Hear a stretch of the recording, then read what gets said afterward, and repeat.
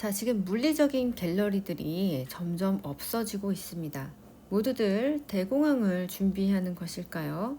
경기 침체의 우려도 있지만 지금 시대가 바뀌었다. 바뀐 시대의 원인도 있습니다.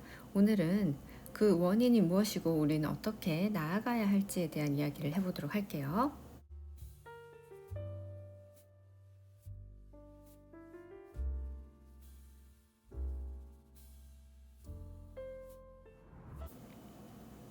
안녕하세요. 뉴욕TV 아트앤머니입니다. 한국에서는 신용카드를 손쉽게 사용한 것이 아주 오래된 일입니다. 심지어는 그 나라에서 소매점에서 신용카드를 받지 않으면 벌금을 물기도 했는데요. 미국에서는 특히 뉴욕에서는 이 신용카드를 지금 너무 많이 사용하고 있고 현금을 거의 많이 사용하지 않지만 이런 현상이 일어난 지가 얼마 되지 않았습니다. 지금 많은 사람들이 벤모나 젤 이런 것들을 이용해서 개인 간의 거래에서도 그냥 핸드폰을 이용해서 모바일을 이용해서 돈을 송금하고 아주 작은 돈도 그런 식으로 이제 더치페이를 할 때도 나눠서 송금을 하는 식으로 이제 돈을 이렇게 이용합니다. 현금을 거의 보기가 힘들고 작은 카페나 레스토랑들에서도 캐시 프리, 그러니까 캐시를 아예 사용하지 않는 가게들이 많습니다. 팬데믹이 원인이었는데요. 이 팬데믹 이전에는 이렇게까지 원시적일까 할 정도로 신용카드를 그렇게 자주 사용하거나 하지 않았습니다. 지금은 미국은 워낙 크니까 제가 그냥 뉴욕 기준으로만 말씀드릴게요. 한국보다 훨씬 더 첨단화돼 있고 정말 빠른 속도로 모든 게 변했습니다. 이 캐시 프리 상황에 사람들이 너무나 빨리 적응을 했고요. 아직까지도 북미 지역에서는 캐시를 내면은 좀 할인을 해준다든지 아니면은 아예 이렇게 써붙이는 경우가 있어요. 우리는 캐시만 받는다 하면서 가게 안에 이 ATM 기기가 설치되어 있는 가게들도 많거든요. 그게 이제 공지를 했을 때는 캐시만 받아도 됩니다. 이제 그런 식으로 운영을 하는 곳들이 있기는 하지만 이전에 비해서 너무나 빠른 속도로 변했습니다. 지금은 모두가 모바일 폰을 이용한다든지 캐시보다는 신용카드를 많이 이용하고 있습니다. 애플페이도 많이 사용을 하고요.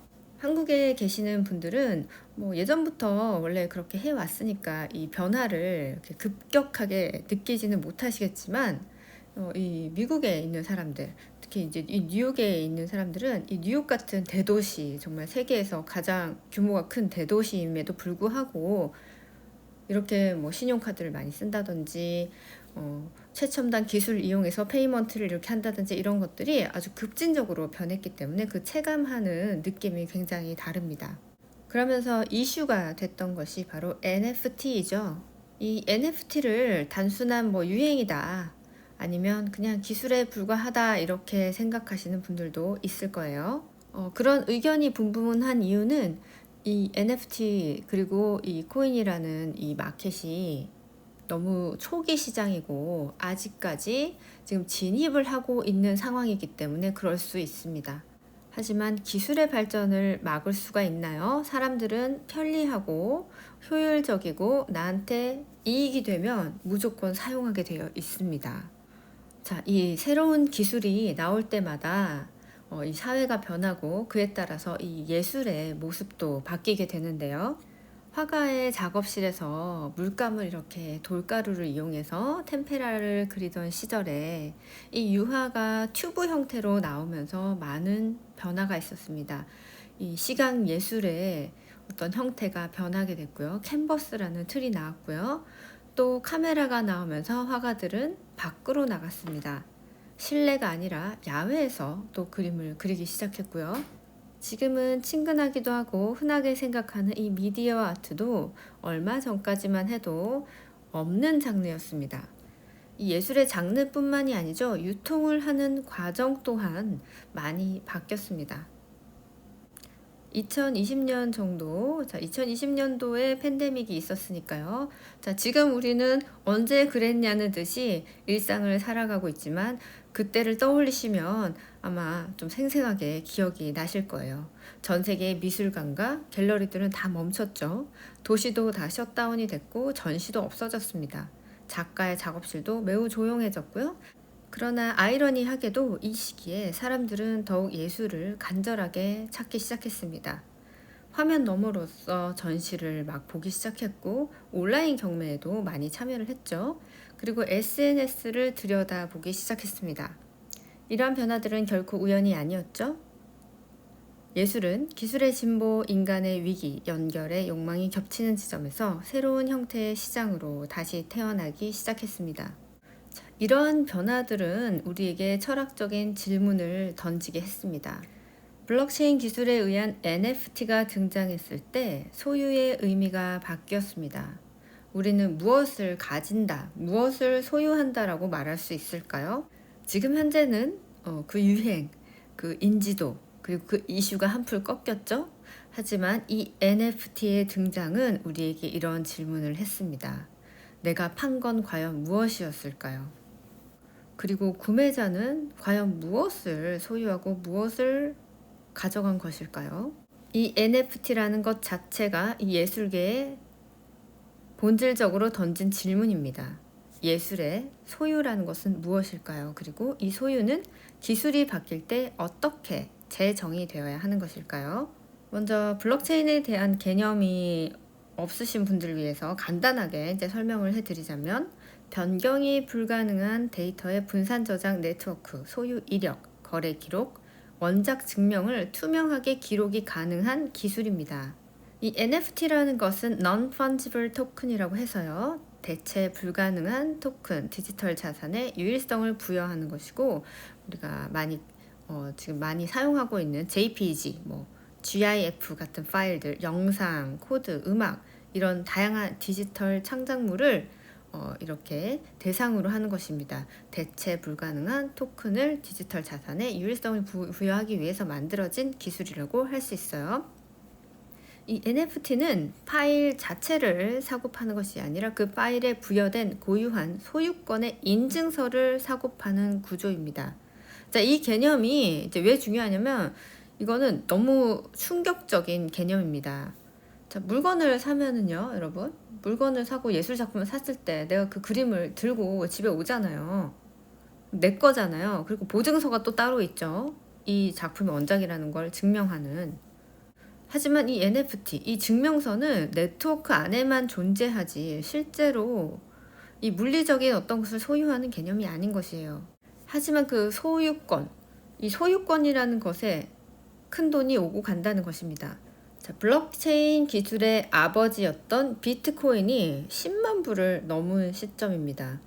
0원이었던 것이 10년 만에 10만 불이 넘어버렸어요. 자, 이 시점에 아직도 우리가 저거는 사기야. 저거는 어차피 다 사라질 신기루야 라고 치부하기에는 여러분도 괜히 마음이 불안하고 위기의식 느껴지지 않으신가요?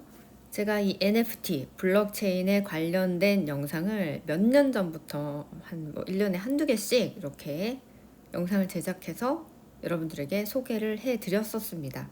그 옛날 영상들의 개념들은 좀 잘 정리가 되어 있습니다. 오늘은 그 본질적 개념보다는 전반적인 이 예술의 흐름에 대해서 이야기를 할 거니까 그 부분은 조금 생략을 할게요. 자, 조금 전에 말씀드린 대로 이 NFT는 그 파일이라는 자체를 사고 파는 게 아니라 그 파일에 부여된 고유한 소유권의 인증서를 사고 파는 구조라고 말씀을 드렸죠. 왜냐하면 이 NFT라는 것 자체가 이더리움, 여러분 잘 알죠? 이더리움. 자, 이더리움 안에서 돌아가는 구조입니다. 그 네트워크, 그 바탕이 이더리움이기 때문에 이 이더리움에서 발행을 한 것이기 때문에 이렇고요. 파일 자체에 부여된 고유한 소유권의 인증서뿐만이 아니라 이 파일 자체의 고유성, 이 파일 자체를 옮겨오는 기술도 있습니다. 이 블록체인 안에. 그 기술이 있는 네트워크 또한 이미 개발이 되어서 유통이 되고 있습니다. 하지만 이 새로운 기술이 나왔을 때는 법적인 문제를 해결해야 되기 때문에 지금 정부에서 또는 이런 자산을 컨트롤하는 컨트롤 타워에서 법적인 문제들을 해결하느라 지금 많은 시간이 걸리고 있어요. 이 부분이 깔끔하게 해결이 돼야 이 대중들이 이 새로운 기술을 안전하고 또 편안하게 사용을 할 수 있는 거예요. 자, 그래서 어떤 기술을 가진 것이 그렇다라고 지금 딱 말씀을 못 드리는 이유가 아직 법적 문제가 깔끔하게 해결이 안 됐기 때문에 제가 말씀을 못 드려요. 위험할 수 있기 때문에. 자, 어쨌거나 이 NFT라는 것은 우리에게 충격을 안겨주었는데요. 첫 번째 충격. 자, 이건 첫 번째 충격이에요. 예술의 물성에서 벗어난 거래. 우리 예술가들이 많이 언급을 하는 것이죠. 물질과 비물성에 대해서 어떤 고민을 하고 어떤 것이 진짜 우리 물질일까, 비물질일까, 비물질 보이는 세계, 보이지 않는 세계에 대해서 막 얘기를 하는데 이제 진짜 눈앞에 나타난 거예요, 이게. 전통 미술은 항상 물성이 있었지만 이 디지털 세계 안에서는 손에 잡히지 않고 대신 코드와 서명이 있는 것으로 바뀐 거예요. 질감과 무게, 부피 이런 것들이 전혀 존재하지 않습니다. 디지털 파일 안에만 존재하고 화면 안에만 존재하고 이 화면을 닫아버리면 또 사라져버리는 거예요. 이로 인해서 예술의 개념이 이렇게 이동을 했습니다. 전통 미술과 NFT 예술을 어떻게 이동을 했을까요? 자, 감상의 경험이라면, 이 전통 미술이 감상의 경험이라면 NFT 예술 같은 경우는 감상 플러스 거래 기록입니다. 전통 미술에서 전시가 공간적 전시였다면 NFT 같은 경우는 디지털 공간 유통이고요. 디지털 공간으로 유통하는 것. 전통 미술에서 이 원본이라는 거는 물성, 만질 수 있는 것이어야 하지만 이 NFT 예술 같은 경우에는 이 원본이 토큰 인증입니다. 전통 예술에서 복제는 가치 하락으로 이어졌지만 이 NFT 예술에서 이 복제라는 것은 가능하지만 소유권은 변하지 않는 불변의 법칙이죠. 이 복제 가능성의 딜레마는 지금 현존하는 기술뿐만이 아니라 이전 기술, 이 기계로 프린트하는 기술이 나오면서부터도 제기가 되었었는데요. 예를 들자면은 여러분 반고우나 구스타프 클림트의 그림 여러분 다들 좋아해서 서점에 가면은 우리 노트 같은 거, 달력 같은 거 많이 팔죠. 이런 것들이 막 나오면서 아니 저렇게 원본을 복사하면은 이 원본의 가치가 떨어지는 것이 아니냐라고 걱정을 했지만 사실 더 많은 복제가 되면 될수록 상품이 나오면 나올수록 이 원본의 가치는 더 높아졌습니다. 예를 들면은 여러분 반고우나 귀스타프 클림트 좋아하시잖아요. 그래서 이런 유명한 작가들의 작품을 살 수 없는 사람들이 노트나 달력 같은 상품을 많이 구입합니다. 그런데 이런 상품 프린트들이 많이 나오면 나올수록 원본의 가치는 더욱 올라가고 더 많은 사람들이 알게 되고 가격이 올라가는 그런 현상이 일어났던 거죠. 이것을 이제 복제 가능성의 딜레마라고 하는데요. 이 복제품이 가짜 작품으로 생산되는 것하고는 전혀 다른 개념이니까 이 부분은 오해하지 마시고요. 전통 예술에서 이 복제가 되면은 가치가 하락된다라는 것은 어떤 카피의 개념이지 이 새로운 기술에 의해서 다른 상품으로 이거 복제인 걸 알면서 우리가 구입하는 그런 경우에는 좀 해당이 되지 않는다라고 보시면 됩니다. 자, 이것은 어디에서 이제 이게 구분이 되냐면 작가의 명성에 의해서 구분이 됩니다.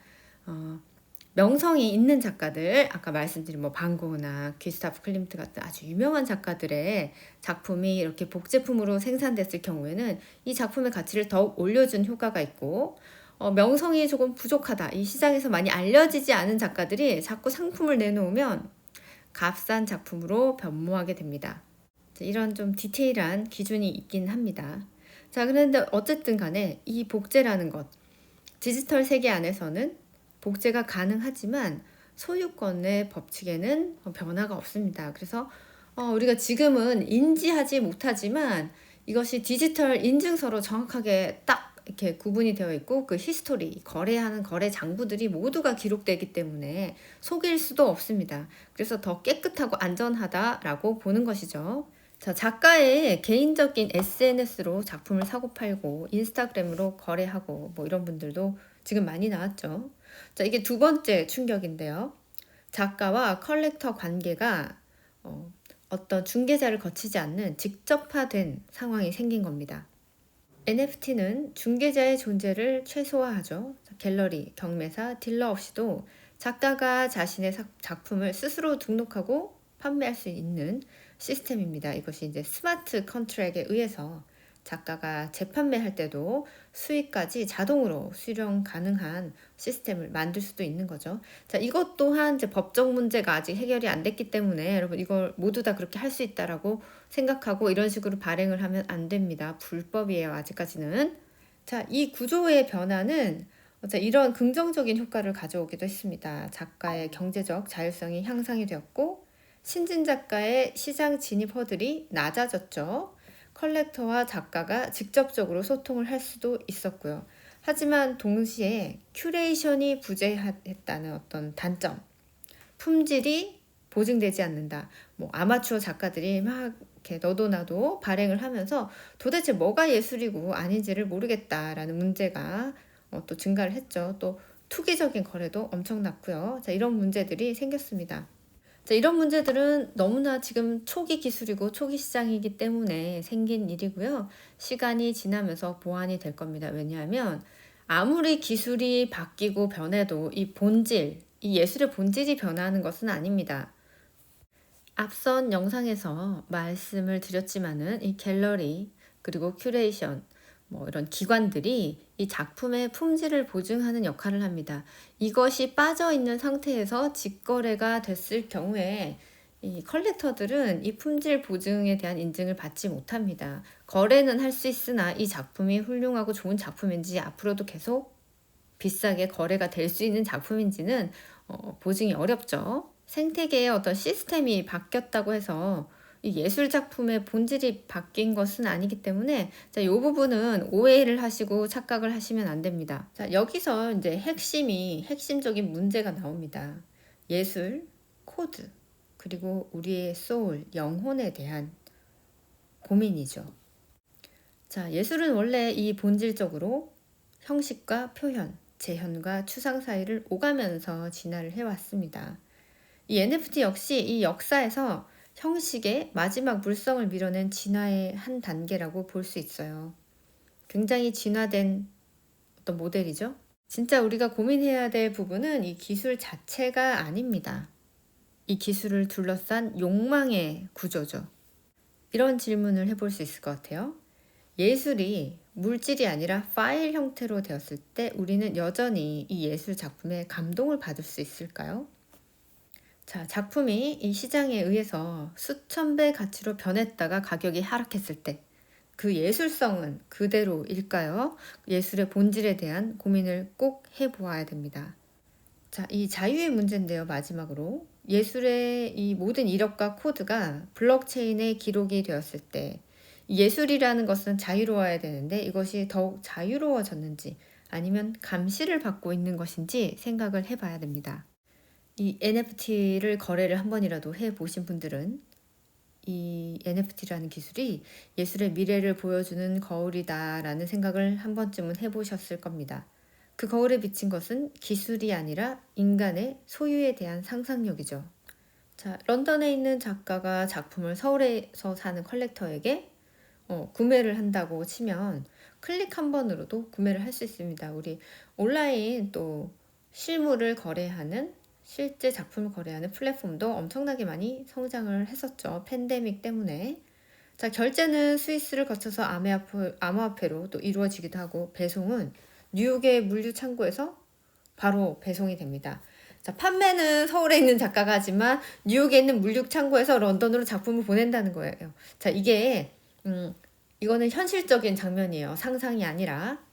자, 지금 아무리 우리가 현실 세계에서 유명하고 활동을 많이 한 작가라도 온라인상에 이 작가가 그 작품과 활동을 드러내지 않으면 우리는 모릅니다.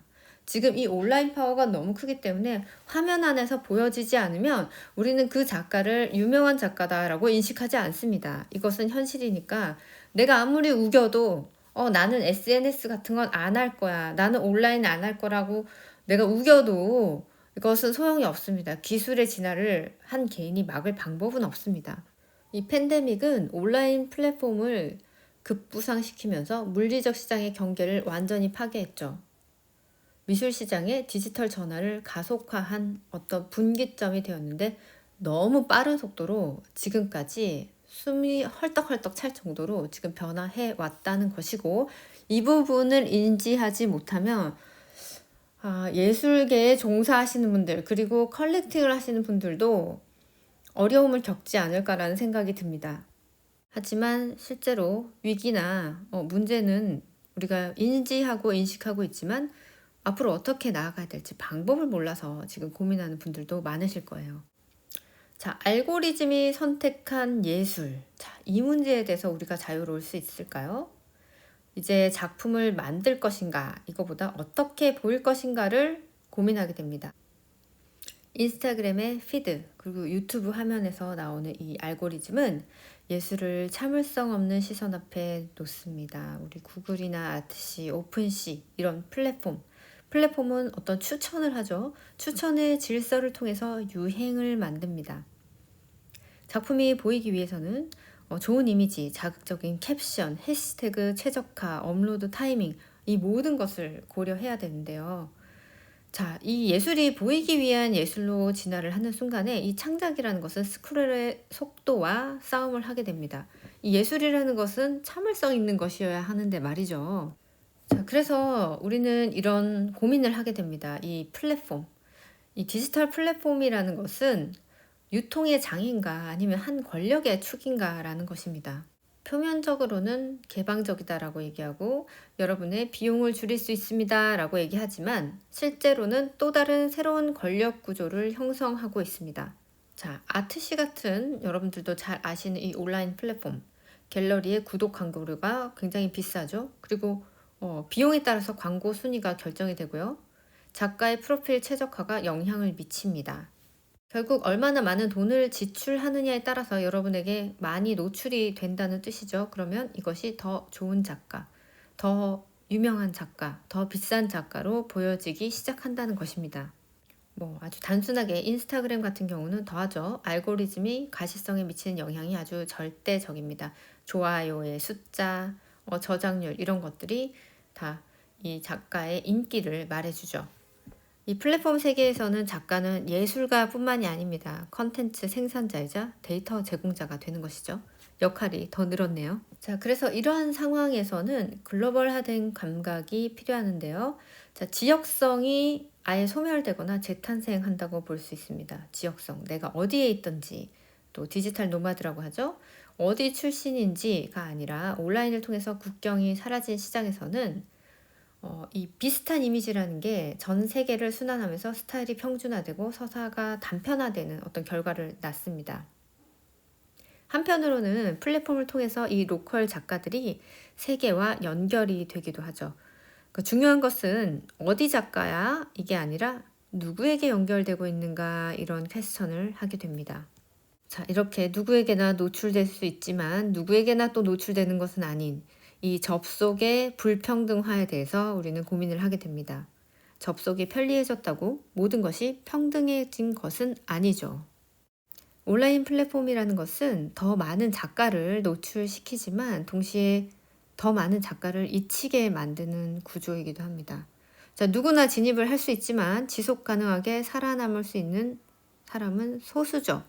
여러분, 디지털 온라인 플랫폼에 이 활동을 계속하는 거 상당히 어렵습니다. 자, 제가 이렇게 여러분과 만나고 있는 유튜브만 봐도 그렇지가 않나요? 자, 이렇게 꾸준히 몇 년 동안 지속적으로 여러분과 이렇게 소통하고 만난다는 것은 정말 어려운 일입니다. 자, 이 크리에이팅에 아주 최적화된 사람들은 전문적인 어떤 팀을 가지고 있는 분들은 구독자 수도 엄청 많고 조회수도 항상 굉장히 잘 나오고 썸네일 제작하는 것들도 굉장히 전문적이기 때문에 알고리즘을 많이 탈 수 있습니다. 자, 이런 것들이 결국 이제 평등하냐의 문제예요. 정말 좋은 작품이지만 온라인 플랫폼에 등장하지 않고 지속적으로 노출되지 않으면 그 작가는 잊혀져 버립니다. 그래서 또 이런 고민을 하게 되죠. 아티스트의 역할이 어떻게 변했는가? 자, 이 아티스트는 진짜 예술가인가 아니면 컨텐츠 크리에이터인가를 고민하게 됩니다. 자, 전시를 할 때 인스타그램에 포스팅하고 해시태그 만들고 좋아요 몇 개인가 체크하고 여러분들 아티스트 분들은 다들 생각을 하시죠. 이런 고민하시고 다들 이렇게 해보셨을 거예요. 그리고 컬렉터들은 이 작가가 얼마나 인기 있는가를 볼 때 이 작가가 노출됐을 때 얼마나 많은 사람들이 보고 어떤 온라인상에 영향력 있는 사람들이 좋아요를 눌렀을까 이런 것을 관찰합니다. 영향력 있는 사람이 좋아요를 누르고 뭔가 해시태그를 했다던가 했을 때 이 파급 효과가 어마어마하죠. 그래서 작가들은 이제 이런 고민을 하죠. 내가 만든 것은 작품인가? 그림을 그린 걸까? 아니면 포스팅하기 위해서 뭔가를 만든 걸까? 하는 고민을 하게 됩니다. 자, 예술가는 이 예술가의 정체성을 시대에 따라서 수없이 변화해 왔습니다. 고전 시대에는 신의 아름다움을 구현하고 찬양하는 도구로서 존재했고요. 르네상스 이후에는 기술과 노동의 장인이 되었습니다. 인문학자가 되었죠. 20세기를 넘어서 이제 아방가르드 시대에는 체제를 흔드는 급진적인 존재, 정치에 영향을 미치는 존재가 되었습니다. 자, 지금 동시대에는 어떤 역할을 하고 있을까요? 자기 서사를 구성하고 확장하는 창조자로 활동을 하고 있었고, 지금도 그 교차점에 있지만, 이제 이 디지털 시대의 예술가는 어느새 크리에이터라는 단어로 대체되고 있습니다. 자, 아주 급진적으로 변화를 하고 있기 때문에 이 오늘날의 작가, 예술가에 대해서 어떤 역할을 요구하는지, 시대가 어떤 역할을 요구하는지 우리가 고민을 해봐야 됩니다. 이 작가는 단순하게 이제 예술 작품을 창작하는 어떤 존재의 역할을 넘어서 자, 이 다양한 역할을 병행을 하게 되는데요.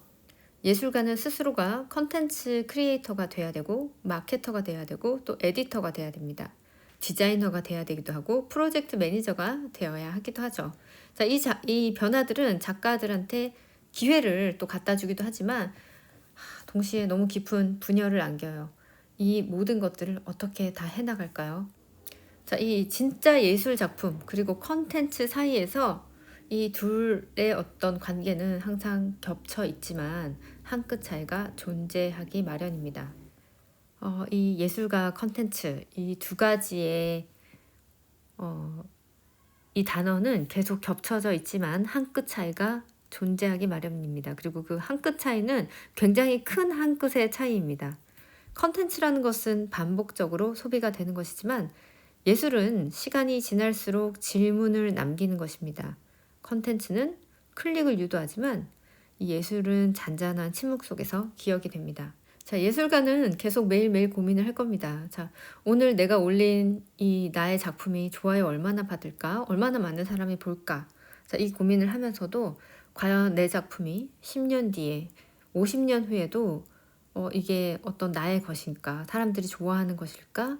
예술계의 길이 남을 좋은 훌륭한 작품이 될 것인가 사이에서 고민을 할 겁니다. 지금 오늘날 연예인들이 TV, 방송국 3사 예전에는 그 권력이 막강했죠. KBS, MBC, SBS 이 3사밖에 안 되는 이 방송국에 출연을 해서 뭔가 인지도를 쌓기 위해서 노력을 했다면 지금은 이 유튜브라는 채널을 통해서 개인 방송을 할 수 있기 때문에 재능과 실력을 가진 사람들이 거대 기획사나 어떤 방송국을 거치지 않고도 자신의 끼를 마음껏 펼칠 수 있기도 합니다.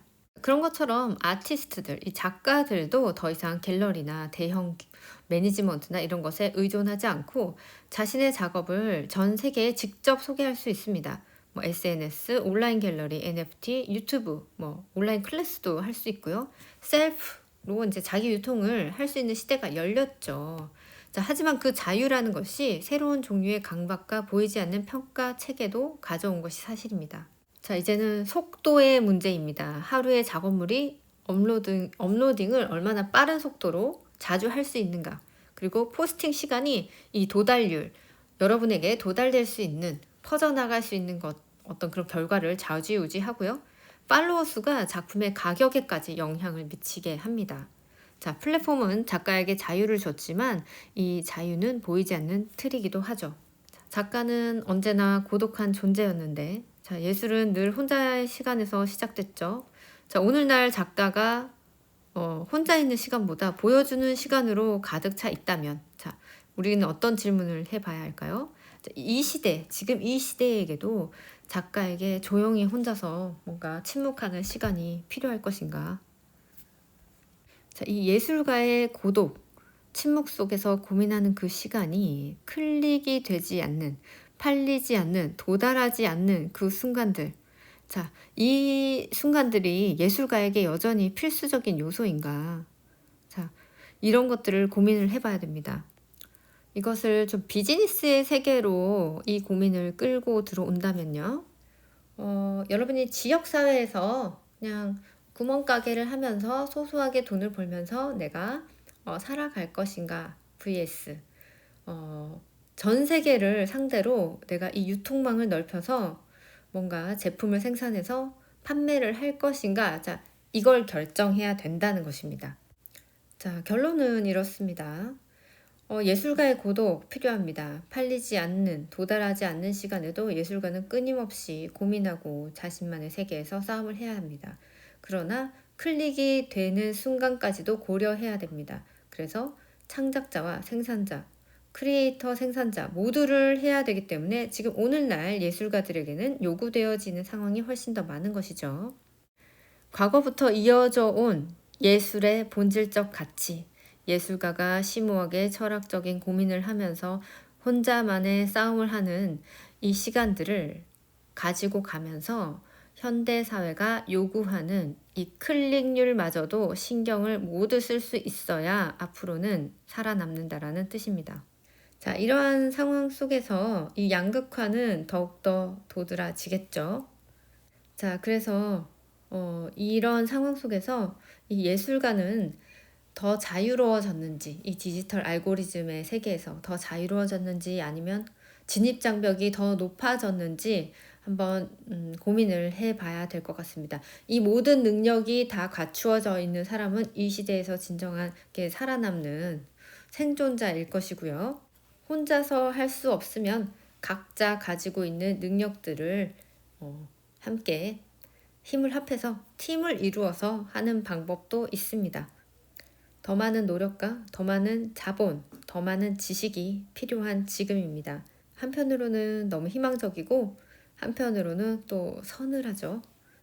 자, 이런 질문을 던지면서 여러분 오늘 저는 그만 인사를 드릴 거고요. 다음 시간에 또 찾아뵙도록 하겠습니다. 여러분 시청 감사하고요. 안녕히 계세요.